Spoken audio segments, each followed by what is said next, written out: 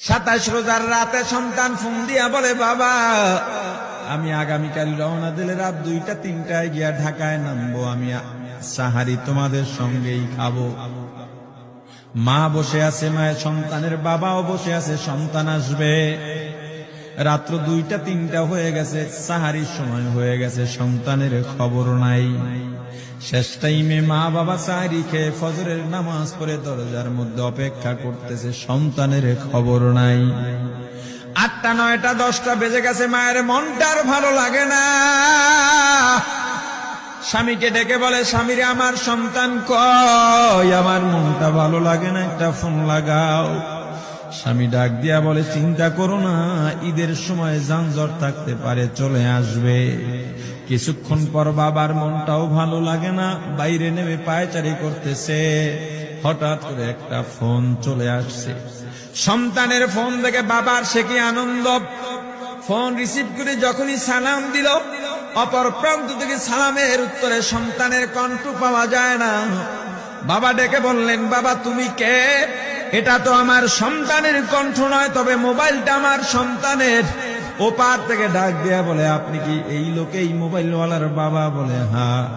আপনি এখনো বাড়িতে কি করেন? আপনার যেই সন্তান ঢাকা থেকে গাড়ি নিয়া 2500-এর দিকে রওনা দিয়েছিল, ওই গাড়িটা 2500 পৌঁছতে পারে নাই। পথিমধ্যে সংঘর্ষে রাস্তার মধ্যে অনেকগুলো মানুষ মারা গেছে, অনেক যুবকও তার মধ্যে আছে। রাস্তার পাশে সাদা কাপড় দিয়া ঢাকা। দেখেন আপনার সন্তান এই লাশের মধ্যে আছে কিনা। মোবাইলটা আমি রাস্তার পাশে পড়ে পাইলাম। বাবা পাগলের মতো একটা দৌড় দিছে। মা মনে করছে সন্তান বুঝি কাছাকাছি চলে আসছে।